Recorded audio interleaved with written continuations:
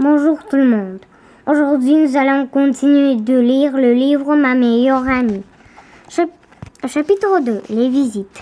La deuxième fois qu'elle est venue me rendre visite. La mort, elle a accepté de boire une petite gorgée d'eau. La troisième fois, elle a vidé le verre d'un trait parce qu'elle avait très soif. Elle venait d'importer un enfant, un adulte et un vieillard au pays de rêve. Ses mains tremblaient. Je crois qu'elle pleurait un peu. Ce n'est pas pour me vanter, mais je lui ai demandé, comme ça, pour d'entrer l'atmosphère. Le pays de rêve, c'est où? La mort, elle n'a rien répondu. Elle a relevé la tête et elle m'a regardé droit dans les yeux. C'est à ce moment-là que j'ai compris quelque chose d'important.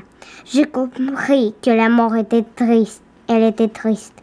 Pendant de longues journées, j'ai beaucoup réfléchi à la mort et je ne voudrais pas changer de place avec elle. Pourquoi? Parce que, premièrement, tout le monde la déteste.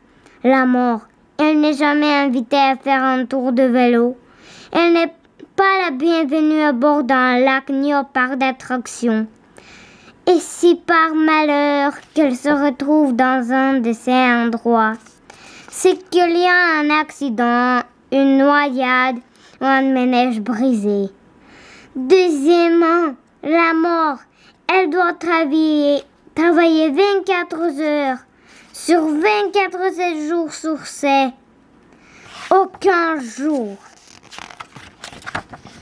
de congé, pas de vacances.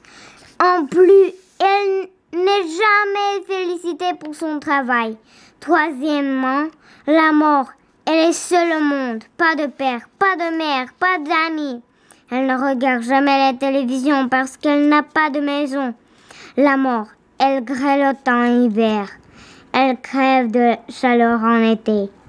Être la mort, ce n'est pas une vie, que je lui ai murmuré un soir dans le noir. Elle n'a pas répondu, mais elle a souri. Au revoir.